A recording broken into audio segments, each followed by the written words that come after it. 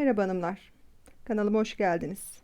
Bugün sizlere ekrana tam sığmayan bu bebek battaniyesinin yapımını anlatacağım. Oldukça kolay bir model. Arkası önü gayet temiz çıkıyor. Evdeki artık ipleri değerlendirmek için de iyi bir seçenek. Ben rengarenk ördüm bebe yünüyle. Sizler de istediğiniz kadar renkte ekleyerek bunu yapabilirsiniz. Ben tabi size küçük bir parçada başlayacağım. Ve örneğin mantığını anlatacağım.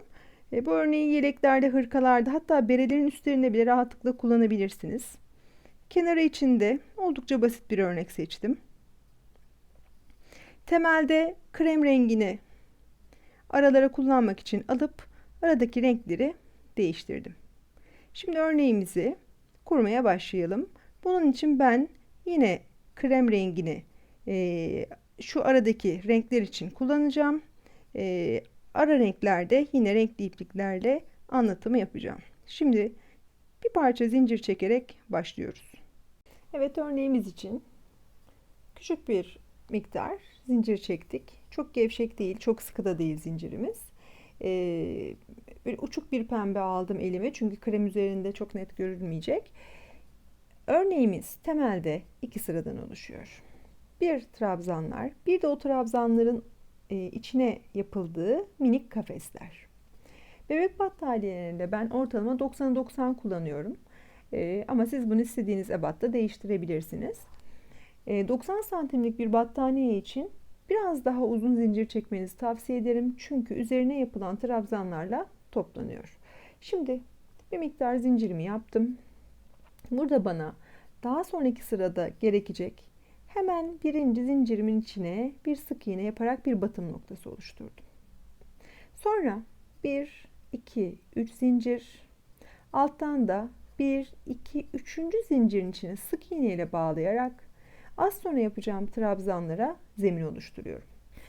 Bu benim koparılmayacak ipim. Yani arada giden diş diş olan rengim. Onun dışındaki renkleri her sırada değiştirmek istediğimden dolayı ben koparıyorum. Ama sizler birkaç renkli örecekseniz hiç koparmadan yandan da götürebilirsiniz. İlk sıramızda 3 zincir, 1, 2, 3. zincire bağlıyorum. 1, 2, 3 zincir, 1, 2, 3.'ye bağlıyorum. Tek bunu yapacağız. Zaten örneğimiz dediğim gibi oldukça kolay. Bir kafes, bir trabzan, bir kafes, bir trabzan şeklinde ilerleyecek. Battaniye yaptığımız takdirde kenarında da ben oldukça basit bir örnek uyguladım demiştim. Ama bir sırada 4 kenarına trabzan giderek kenarlarda düğümler oluşacağı için onları kapatmak adına fazladan bir sıra gittim. Ama sizler farklı kenar oyaları da örebilirsiniz. Evet. Sıramızın sonuna geldik ve birinci sıramızı tamamladık. Birinci sıramızı tamamlarken bakın, aldığımda iki ipliğimi kapatmıyorum. Yeni rengimi hemen burada bağlıyorum. Bunun için iki ipliği birden önce aldım. Ucunda biraz pay bırakıyorum. Sonra onları düğümle yok edeceğim. Ve ikisini birlikte buradan geçirip artık benim için gerekli olan sarı iple devam ediyorum. Alttaki, dediğim gibi, aradaki dişleri göreceğiniz rengi koparmıyoruz. Ve 1, 2, 3 zincir yapıp yeni sıramıza başlıyoruz. Bir yeni sıramızda trabzanlar var. Buradaki zincirimi saymıyorum. Her kutucuğun içine 3 adet ikili trabzan yapıyorum. 1, 2 ve 3.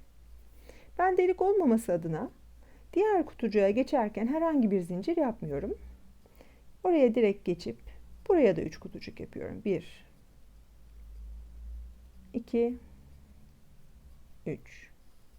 Aslında büsbütün trabzan sadece kutulara bölünmüş halde. Her kutuya 3 adet trabzan olacak şekilde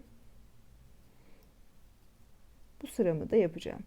Şimdi dediğim gibi 2 sırada bir aynı şeyi tekrarlayacağız. Bir sonraki sırada yine kafesler, sonra yine trabzanlar şeklinde ilerleyecek.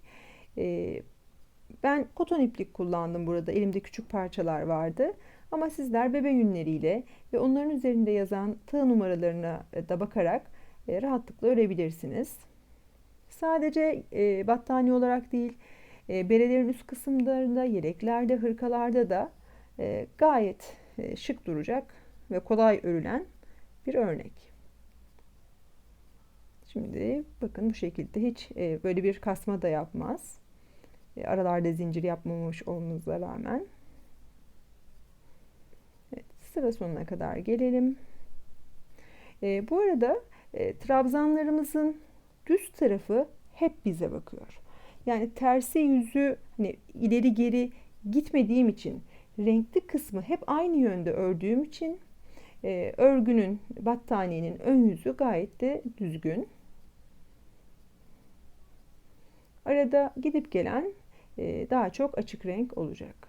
Şimdi 3 trabzanı yapacağız. Nasıl başlarken birinci zincirimizi saymamıştık. Burada da başta hazırladığım o sık iğne bunun için gerekliydi. Dördüncü trabzanımızı buraya yapıyoruz. Ve bir zincir yaparak farklı renkle devam edeceğim için ipliğimizi kesiyoruz. İkinci sıramız da bu şekilde hazır. Şimdi benim yine kafeslere ihtiyacım var. Bir ipliğim bu uçta. Şimdi bunu yukarıya çıkarıp kafeslerimizi yapacağız. Burada başlangıç için zincirim vardı. Oraya tığımı takıp ipliğimi yukarıya taşıdım. Ve 1, 2, 3 zincir yaparak ilk sırada yaptığım gibi şu aralıklara, boşluklara batarak ilerliyorum. Kafesler hazırlıyorum. 1, 2, 3 zincir aradaki boşluğa. 1, 2, 3 zincir aradaki boşluğa. Bir dahaki sırada yeni renge başlarken yine bu uçtan başlayacağım. Böylece trabzanlarımın yönü hep düzgün olacak. Yani hep ön yüzü bize bakıyor olacak. 1, 2, 3. 1, 2, 3 şeklinde sıramın sonuna kadar geldim. Geliyorum. Sıramın sonunda da fazladan yaptığım trabzan işte bana yine bu zincirimi bağlayabileceğim bir nokta olacak. 1, 2, 3 ve son noktada trabzanın tepesine battım. Bu ipliğim yine koparılmadan bekliyor. Şimdi yeni renge başlıyorum. Bunu bağlayabilirsiniz ya da farklı bir şey daha göstereyim. Biraz mesafe bırakıp bu düğümü kaybedip bir zincir yapıp kilitli durumda direkt şuradaki bakın başlangıç noktasına, renk değişen yerdeki başlangıç noktasına bağladım. Ve 1, 2, 3 zincir yaparak kenar direğim bu oldu. Yine aynı sistem her kutucuğun içine 3'er tane ikili trabzan yapıyorum. Aralarında herhangi bir zincir yok. Direkt geçerek. 2, 3. Yine bu sıramızda bu şekilde tamamlıyoruz. Evet, sıramızın sonunda yine 3 tane trabzanımızı iç kısma, bir tanesini ise şuradaki bağlantı noktasına, bu kenar direğin bakın şuradaki bağlantı noktasına yaptım. Beyaz renge ya da açık renge geçeceğimiz için bu son 2'de bekliyorum. Artık beyazıma geçtim. Bu zaten burada ucuyla bekliyordu. Bakın şu şekilde uzattım. Ve beyazımla kapatarak örgümü devam edeceğim. Bir zincir yaptım, döndüm. Burada ilk sıraya geri dönmüş olduk. Köşede yine batım noktasına ihtiyacım olacağı için kenar direğinin üzerine bir tane sık iğne yapıyorum. Bu ipimin de artık ihtiyacı kalmadı. Bunu da kestim. Beyazda 1, 2, 3 boşluk. Beyazın ters yönde ya da düz yönde gitmesinin hiçbir önemi yok. Çünkü sadece zincir yapıyoruz. 1, 2, 3. Aradaki boşluklara batarak sık iğne ile bağlıyoruz. 1, 2, 3. 1, 2, 3. Örneğimizi kurduk. Bundan sonra yine yeni rengi bağlayıp trabzanlar, sonra yine kafes, yine renk, yine kafes şeklinde ilerleyecek. Peki nasıl bitireceğiz? Bu kenarda bakın direğim vardı. Onun tepesine sabitledim ve ipim yine burada bekliyor. Ön yüzündeyim. Yeni rengi takarak trabzanlarımı yapıp devam edebilirim. Şimdi bu battaniyeyi örüyoruz. Battaniyeyi bitirdik. Nasıl bitireceğiz? Yani hangi sırayla bitireceğiz? Şimdi ben arada dişlerin olduğu renkle bitirdim ve etrafını oyaladım. Birazdan küçük örnekte de göstereceğim ama kafesleri yaptık. Bu sefer yeni renge geçmeyip arada kullandığımız renkle trabzanlarımızı yapıyoruz. Bu sefer bunu bu kenardan sonra dört tarafına döneceğiz. Yani köşeye geldiğimizde köşe dönüşleri için aynı yere 4-5 kere batıp rahatça döndürün. Döndüm. Bakın kenarda ne yaptım? Burada da her bir kenar trabzanına o dönüşlerde yaptığımız direklerin içine ki böylece düğümler de kaybolacak. Yine üçer tane trabzanımızı yaptık. Bakın. Dönüşte altta zaten başladığımız yerde kafeslerimiz hazırdı. Onların içine yine üçer tane trabzan şeklinde 4 köşemizi döndük. Köşelerde 4 ya da 5 kez batmanız orayı rahatça döndürmenize sebep olur. Yani diyelim ki ördük ve bitiriyoruz. Artık bu açık renk ipliğimizle 1, 2, 3 geldik. Direkt bununla devam ediyoruz. 4 köşemizi birden. Aralarda zincir yok. Kenar oyamız için ise daha önce kasnakları süslerken kullandığımız bir kenar oyası. Onu da videoda üst tarafta bulabilirsiniz, ekleyeyim. Ama ben yine kısaca bu kenarda bir göstereceğim size. Dediğim gibi bu kenar olarak bu bir seçenek ama sizler çok daha farklı kenar oyaları yapabilirsiniz. Köşenin dönüşünü bir kez göstereyim istiyorum. Yeni başlayanlardan örecek hanımlar olabilir. Sıkıntı yaşamamaları adına. 3. Her deliğe bakın. Hiç aralarda zincir yok. Dümdüz örüyorum.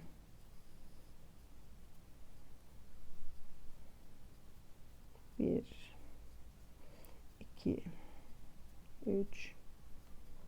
Son kutucuktayım. 1, 2, 3. Şimdi köşe. Köşede bu trabzanın üstünde görüyorsunuz. Şurada bir sık iğnemiz vardı. Dönüşte yaptığımız. İşte buraya 1, 2, 3, 4 ve 5. Gayet rahat döndü. Buradan artık yine şu kenardaki direkleri kullanarak her birinin içine 1, 2, 3 trabzan yaparak ilerliyoruz. Köşe dönüşümüz de bu şekilde yapıldı. Şimdi farklı bir renkle daha iyi anlaşılabilmesi için kenarı da göstereceğim, bu tırtıklık kısmı, ama ben yine bu battaniyemde aynı iple devam etmiştim. Şimdi biz aynı iple yaptığımızı varsayıyoruz. Başlangıç kısmına kadar geldik. Şimdi 3 tane zincir yapıyoruz. Şuradan da aslında net bir şekilde görülüyor ama yaklaşık bir mesafe belirleyip, bunun bir sayısı yok. Dediğim gibi elimize göre ve sıklığını nasıl istediğimize göre değişir.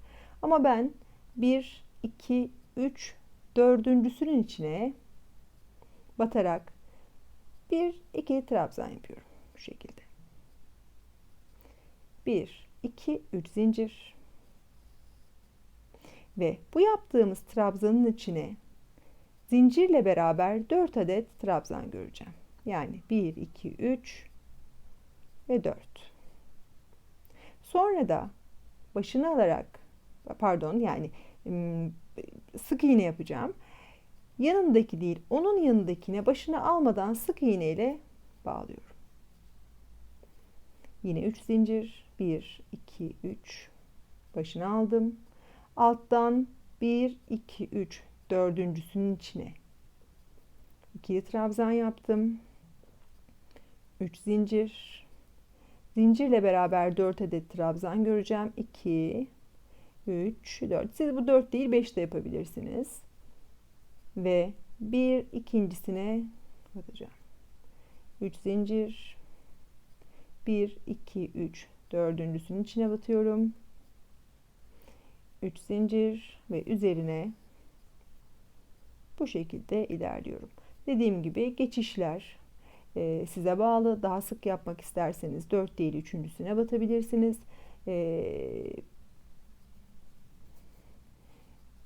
O zaman burayı da 3 zincir değil 2 zincir yaparsınız. Ama genel olarak kenarımızda bu şekilde olacak. Örneğimiz gayet kolay, keyifli ve her türlü iplikte örülebilir. Önemli olan kalınlıklarının aynı olması, illa aynı marka olması bile gerekmez. Evde kalmış iplerinizi rahatlıkla bu şekilde değerlendirebilirsiniz. Keyifli örmenizi dilerim. İzlediğiniz için teşekkür ederim.